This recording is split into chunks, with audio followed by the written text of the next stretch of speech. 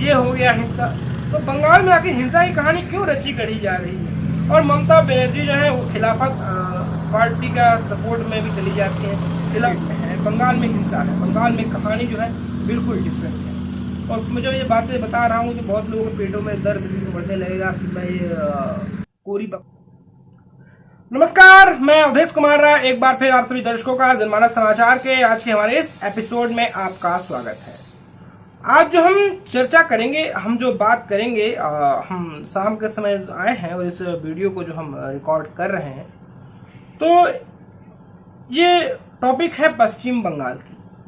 तो पश्चिम बंगाल को लेकर हमने कुछ दिनों पहले काफ़ी खबरें बनाई कि हम सभी जानते हैं कि बंगाल की कानून व्यवस्था का क्या हाल है, बंगाल का कानून व्यवस्था कितना लचर है। बंगाल में रामनवमी के वक्त दौर में हिंसा हुआ, पत्थरें चली, जुलूसों पर पथराव हुए, हुगली जैसे इलाके में, हावड़ा जैसे इलाके में पत्थरबाजी की गई, छतों से पत्थरबाजी की गई। तो मामला जो था काफ़ी अशांत था। तो लोग अक्सर बातें करते रहते हैं कि देश के तमाम भूभागों में जब कुछ गलत होता है, जब कोई अपराध होते हैं या कोई गलत कहानी रची गढ़ी जाती है, तो इसको लेकर प्रशासन है वो मुस्तैदी नजर आता है। मगर बंगाल में इतने कांड हो जाते हैं, बंगाल में इतनी कहानी गढ़ी जाती है, बंगाल हिंसा से पटा रहता है। बंगाल की कहानी में हिंसा की कहानी हरदम नजर आती है। बंगाल में रामनवमी की हिंसा पर ही हम बात कर ले तो एक इनपुट आया है जिस पर हम आपसे बात कर रहे हैं कि बंगाल में रामनवमी हिंसा की जांच अब नेशनल इन्वेस्टिगेशन एजेंसी यानी कि एनआईए को सौंप दी गई है। अब एनआईए जो है वो रामनवमी हिंसा की जांच करेगी। तो इस जांच के अंतर्गत कलकत्ता हाई कोर्ट ने सारे कागजात सबूत न्यायालय में सौंपने के लिए पुलिस को स्पष्ट आदेश दिया है और उन्हें पुलिस को, जो पश्चिम बंगाल की पुलिस है, उसे 2 सप्ताह का वक्त दिया है कि जल्दी से सारे जो कागजात हैं, जो हिंसा की कहानी है, जो हिंसा की कहानी रची गढ़ी गई और जो बंगाल में हमें पढ़ने, देखने और सुनने को मिला, जो कहानी और जो चरित्र हम सब ने देखा कि बंगाल की कहानी क्या नजर आई। एक बंगाल जिसका समृद्धशाली इतिहास, एक बंगाल जिसका अतीत हमें गौरवान्वित करता है। आज बंगाल हम बात करें तो आज बंगाल अपराधों की कहानी लिख रहा है, हिंसाओं की कहानी लिख रहा है। तो ये बंगाल नजर आता है। एक समय जो है पूरा भारतवर्ष कलकत्ते की ओर देखता था, बंगाल की ओर देखता था। परिवार के कोई न कोई लोग कलकत्ते में काम करते नजर आते थे, उद्योग था, धंधा था, व्यवसाय था। लेकिन आज बंगाल कौन जा रहा है, कलकत्ते की कहानी क्या है? खैर, ये चर्चा का किसी और दिन केंद्र बिंदु है। तो हम बात करेंगे कि बंगाल में रामनवमी हिंसा की जांच अब राष्ट्रीय इन्वेस्टिगेशन एजेंसी पर एनआईए को सुपुर्द कर दी गई है। इस रामनवमी पर कहानी काफी देखने को मिली, जुलूस पर हमले हुए, कहानी देखने को मिली। पश्चिम बंगाल में भी कहानी नजर आई है। और पश्चिम बंगाल की हम बात कर रहे हैं तो ममता बनर्जी की सोच, कहानी कुछ अलहदा नजर आती है। भारत एक तरफ जा रहा है और ममता बनर्जी अलग जा रही है। ममता बनर्जी का विवादास्पद एक बयान भी जब आया था, जब चल रहा था, रमजान चल रहा था, कि जिनसे वो मोहब्बत करती हैं वो हमला नहीं करते, वो अटैक नहीं करते। तो रामनवमी पर जो कहानी हुई वो कहीं ना कहीं हमें दहलाने वाली तो कहानी नजर ही आती है। इस रामनवमी पर ममता बनर्जी की शासन वाले पश्चिम बंगाल में हुई हिंसा पर कलकत्ता हाई कोर्ट ने संज्ञान लिया है। कलकत्ता हाई कोर्ट इस मामले की जांच एनआईए की कराने का निर्देश दिया है। रामनवमी के दौरान राज्य के हावड़ा, हुगली, दलखोला में हिंदुओं के खिलाफ जमकर हिंसा हुई, हिंदुओं के खिलाफ जमकर कहानी देखी गई और हिंसा की कहानी देखने को मिली। किस प्रकार जुलूस के दौरान हिंसा की कहानी रची गढ़ी गई। कार्यवाहक मुख्य न्यायाधीश की अध्यक्षता वाली डिवीजन बेंच ने पश्चिम बंगाल पुलिस को 2 सप्ताह के भीतर जांच से संबंधित सभी दस्तावेजों को एनआईए को सौंपने का आदेश दिया है। हाईकोर्ट ने सभी संबंधित थानों को 2 सप्ताह के भीतर सभी जो record, FIR, CCTV footage NIA को सुपुर्द करने के लिए कहा है। इनके पास जो भी मौजूद है, जो भी सबूत है, जो भी फुटेज है, जो कागजात हैं, वो एनआईए को जल्द से जल्द पुलिस को सौंपे और पुलिस जो है वो एनआईए को सुपुर्द करेगी। कलकत्ता हाईकोर्ट के इस फरमान के बाद अब केंद्र सरकार से एनओसी मिलते ही एनआईए मामले की जांच शुरू कर देगी। दरअसल हाईकोर्ट ने यह आदेश भाजपा नेता शुवेंदु अधिकारी ने पश्चिम बंगाल में रामनवमी के दिन हुई हिंसा की जांच एनआईए से कराने की मांग जो उन्होंने कोर्ट में की थी, उनकी मांग को मानते हुए एनआईए से जांच कराने की मांग की थी। तो शुवेंदु अधिकारी कहना था कि ममता बनर्जी की सरकार में, ममता बनर्जी के राज में जो यहाँ की जो लोकल पुलिस है वो कहीं न कहीं सरकार के आगे गोल गोल घूमते चक्कर काटते नजर आती है। उस पर भरोसा नहीं किया जा सकता है कि लगातार जब भी कोई फेस्टिवल्स आते हैं उसमें बंगाल में हिंसा की कहानी गढ़ी जाती है, हिंसा की कहानी रची जाती है। अब बंगाल पहले वाला बंगाल नहीं रहा है, बंगाल की कहानी और चित्र लगातार बदलता नजर आ रहा है। इससे पहले कोर्ट ने कहा था कि इस रिपोर्ट में पता चलता है कि हिंसा के लिए पहले से तैयारी की गई थी। आरोप यह है कि छतों से पत्थर फेंके गए थे, तो ऐसा नहीं है कि जो पत्थर जो है वो मिनटों में आ गए थे, मिनटों में पत्थर आ गए, इसके लिए प्लानिंग किए गए थे। पत्थर 10-15 मिनट में तो नहीं आए थे, पत्थरों के लिए बाकायदा एक प्लानिंग की गई थी कि यहाँ से जुलूस निकलेगा, यहाँ फलाना उत्सव होगा, लोग आएंगे, भीड़ आएगा, मजलिस आएगा, उस मजलिसों पर पत्थर मारना है। तो पत्थर की जो पत्थर सोच है, जो पथरीली सोच है इनकी, जहां पर विचारधारा का, सभ्यता का कोई पुष्प पल्लवित नहीं हो सकता है, वहां पर ये पत्थर को 15 मिनट का काम नहीं है। पहले से पत्थरों को जुगाड़ करके रखे थे कि यहां से जुलूस निकलेगा, राम जी का जुलूस निकलेगा, बकादन दनादन हम पत्थर बरसाएंगे और फिर जो है हम अपनी छाती चौड़ी कर लेंगे। तो कहा जाता है कि जो बंगाल की जो खुफिया तंत्र है, बंगाल की जो एजेंसी है, बंगाल की एजेंसी जांच पड़ताल की कहानी रच रही है, गढ़ रही है, बंगाल की पुलिस जो काम कर रही है, ये बंगाल पुलिस की जो खुफिया स्रोत है, खुफिया कहानी है, खुफिया तंत्र है, ये इसका पूरी तरह से ढर्रे पे से उतर जाना है। ये बंगाल पुलिस की खुफिया एजेंसी का जो है विफलता है। बंगाल पुलिस की खुफिया तंत्र, बंगाल पुलिस जो राष्ट्र के लिए, देश के लिए जो सोचने वाली जो क्षमता है, कार्य क्षमता है, उसकी कहीं न कहीं पूरी तरह से बंगाल में तिलांजलि निकल गई है। उसको कहीं न कहीं से काम करते नजर नहीं आ रही है। तो वो चाहते हैं कि जो बंगाल में जो हिंसा की कहानी रची गई, गढ़ी गई, अब उससे एनआईए द्वारा जांच पड़ताल किया जाए, एनआईए इसको ले और जो हिंसा हुई है उस पर न्यायालय ने संज्ञान लिया है, जो एनआईए को सुपुर्द करने की बात की है उसको करने की उन्होंने बात की। तो अब न्यायालय पे आते हैं कि न्यायालय ने कहा, क्या कहा, न्यायालय की पूरी कहानी क्या है जो आई है, मैं उसको आपके समक्ष रखता हूं। कोर्ट ने आगे कहा था कि यह समस्या दो समस्या है। पहली यह है कि हिंसा दो समूहों के बीच हुई है। दूसरी समस्या यह है कि एक तीसरा समूह इस हिंसा का लाभ उठा सकता है। ऐसी स्थिति में इसकी जांच एनआईए द्वारा भी की जानी चाहिए। यदि राज्य पुलिस इस मामले की जांच करती है तो उसके लिए यह पता लगाना मुश्किल होगा कि हिंसा से किसका लाभ हो रहा है। जज साहब ने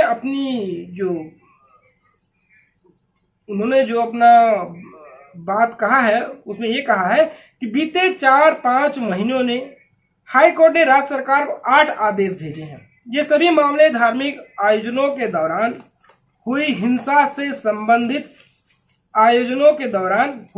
संबंधित है। क्या यह कुछ और नहीं दर्शाता है या कुछ कहानी नहीं दर्शाती है? रामनवमी आ गया हिंसा, दुर्गा पूजा आ गया हिंसा, ये हो गया हिंसा। तो बंगाल में आखिर हिंसा की कहानी क्यों रची गढ़ी जा रही है? और ममता बनर्जी जो है वो खिलाफत पार्टी का सपोर्ट में भी चली जाती है, खिलाफत पार्टी की कहानी में भी गढ़ती नजर आती है। वो खिलाफत पार्टी का जो आयोजन होता है पश्चिम बंगाल में उसमें भी जाती हैं और कहती हैं वहां भी जाके देश में संविधान खतरे में है, देश में एकजुटता आनी चाहिए, देश में समरसता आनी चाहिए। जिस खिलाफत पार्टी के आयोजन में ममता बनर्जी गई थी, मैं हाल फिलहाल की बात कर रहा हूं, वही खिलाफत पार्टी जो है देश के बंटवारे की नींव रखी गई। वही खिलाफत पार्टी बंगाल में देश के विभाजन का काम किया जिसमें हजारों लोग, लाखों लोगों की मृत्यु हुई। और जिस खिलाफत की पार्टी में गए थे, जिस खिलाफत की बात करते हैं, उस खिलाफत का भारत से कोई लेना देना नहीं था। तो चलिए हम इस टॉपिक पे आते हैं। जज साहब कहते हैं, मैं बीते 14 सालों से न्यायाधीश हूं, मैं अपने पूरे करियर में कभी ऐसी कहानी नहीं देखी। वो कहते हैं 14 साल के जो करियर में हम ऐसी नहीं देखी कि बार बार एक अमुक इलाके में धार्मिक आयोजन हो रहा है, एक फलाना क्षेत्र में धार्मिक आयोजन हो रहा है, बंगाल के इस कोने में हो रहा है, उस कोने में हो रहा है, इस कोने में हो रहा है, जहां तहां भी होता है वहां जो होते हैं आपका चहीता पत्थर मार आ जाते हैं। वहां जो कहानी गढ़ी जाती है, कहानी रची जाती है, ममता बनर्जी जी के जो चाहने वाले हैं, जो उनसे बेतहाशा मोहब्बत करते हैं, वो कहते हैं मैम मैं यहाँ हूं, मैं पत्थर मारूंगा, आपका बहुत बहुत धन्यवाद, बहुत बहुत शुक्रिया, मैं हूं आपका चहीता पत्थर मार। कोर्ट ने यह भी कहा था कि भीड़ को नियंत्रित करने के लिए पुलिस को पैलेट गन और आंसू गैस का इस्तेमाल करना पड़ा।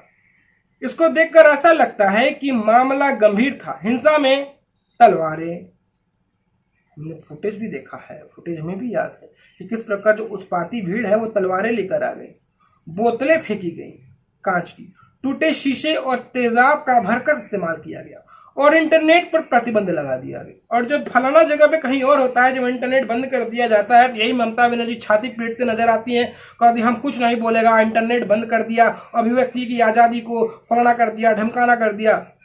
तो आजकल कहानी भी तो बढ़ गई है ना, ममता दीदी का भाव भी बढ़ गया है। नीतीश चाचा ममता दीदी को काफी भाव दे रहे हैं, ममता बनर्जी को पूरा भाव मिला हुआ है। नीतीश चाचा सरकार बदलने की कोशिश में है, सरकार बदलने की कवायद में लगे हुए हैं। कभी दिल्ली जाते हैं, तो कभी यूपी जाते हैं, कभी बंगाल जाते हैं, चक्कर काट रहे हैं।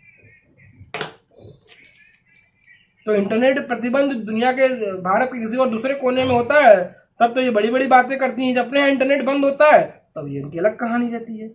बता दें कि रामनवमी को दिन पश्चिम बंगाल में कई जगहों पर हिंसक झड़प हुई थी, हिंसा हुई थी, जिससे कई वीडियो सोशल मीडिया पर सामने आए थे।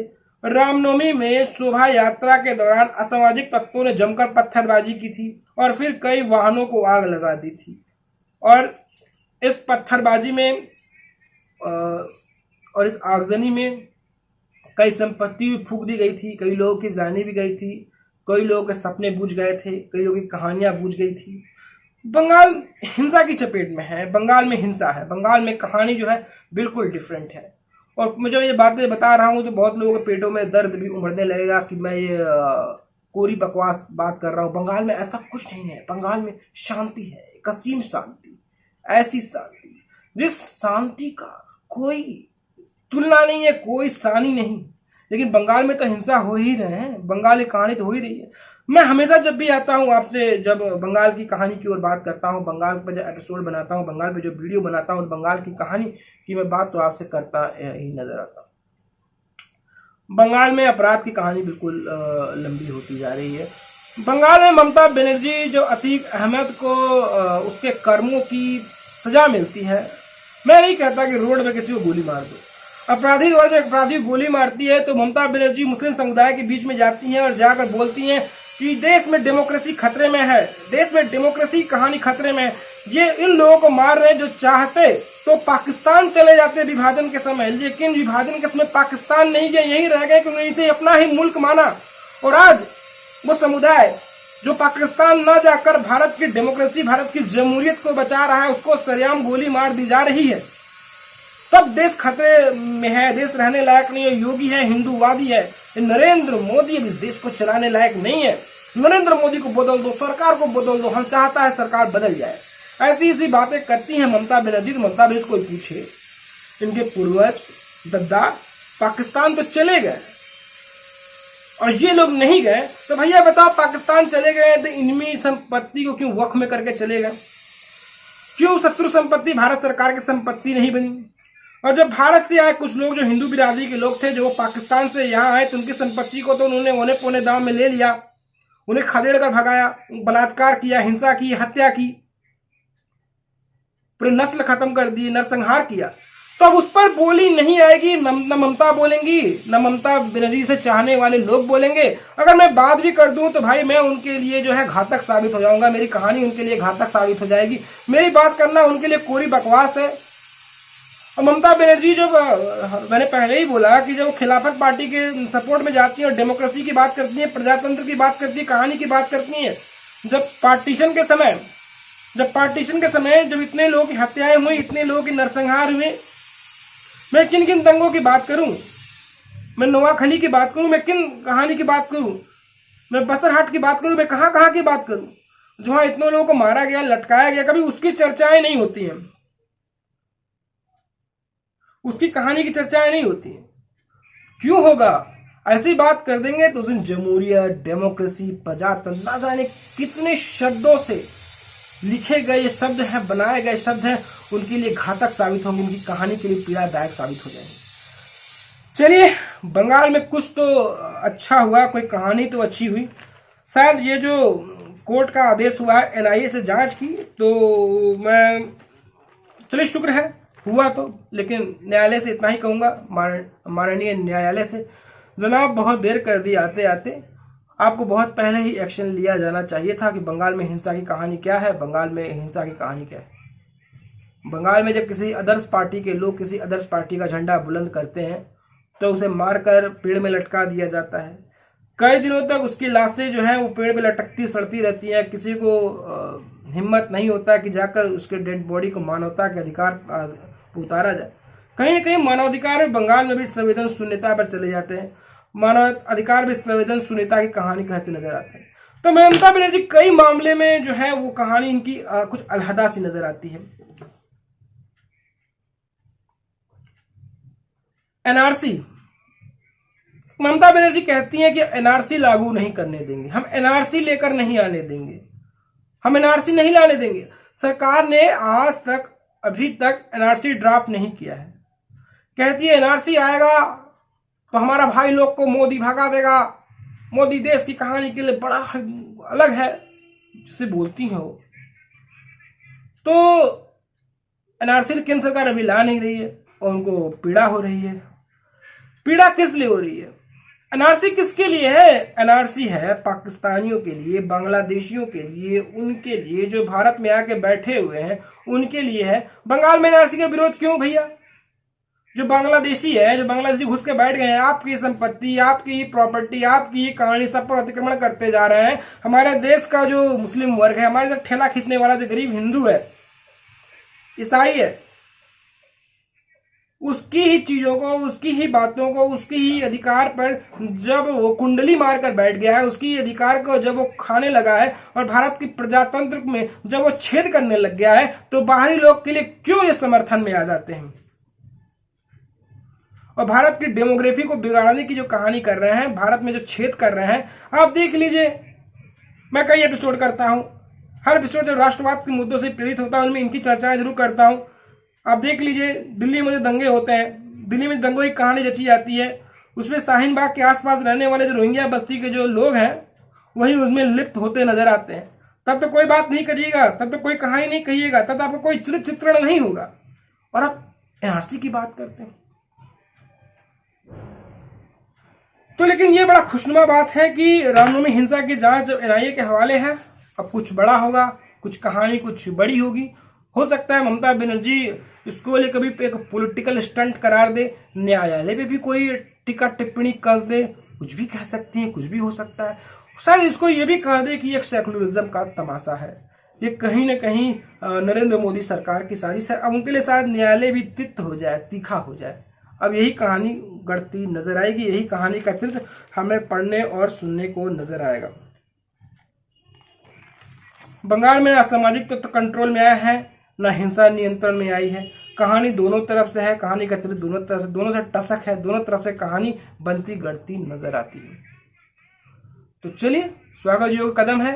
कम से कम जिनकी प्रॉपर्टी का लॉस हुआ है, जिनकी अपनों का बिछो हुआ है रामनवमी के समय दंगे में पश्चिम बंगाल में, कहीं न कहीं अब लगता है, उम्मीद है कि उनको न्याय मिलता नजर आएगा। तो दोस्तों, बहुत बहुत शुक्रिया, बहुत बहुत आभार। आपसे गुजारिश है, आपसे निवेदन है कि आप हमारे चैनल को लाइक करें, शेयर करें, सब्सक्राइब करें। और अब मित्र आप हमें सहयोग कर सकते हैं, तो आप में हमारी पत्रकारिता को बल दे सकते हैं। तो आप में फोन पे, पेटीएम, गूगल पे पर आर्थिक अनुदान कर आप हमारी पत्रकारिता को भी बल दे सकते हैं। और साथ साथ हमें फॉलो कर सकते हैं फेसबुक, ट्विटर, इंस्टाग्राम पर, और हमारी पत्रकारिता को मजबूती दे सकते हैं और हमें सहयोग कर सकते हैं। तो हम फिर मिलेंगे एक नई कहानी के साथ, एक नए एपिसोड के साथ, और राजनीति की एक नई चित्र लेखा के साथ। तो आज के लिए बस इतना ही।